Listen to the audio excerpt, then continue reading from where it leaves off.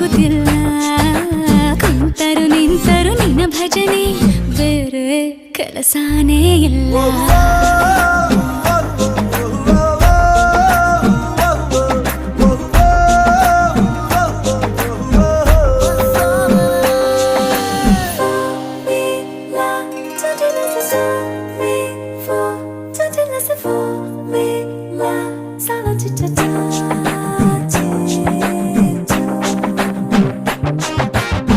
ದಿನರಾತ್ರಿಯು ನಿಲ್ಲದೆ ನಿನ್ನ ಜಾತ್ರೆಯು ಸಾಗಿದೆ ಇದಕ್ಕೊಂದು ಪರಿಹಾರ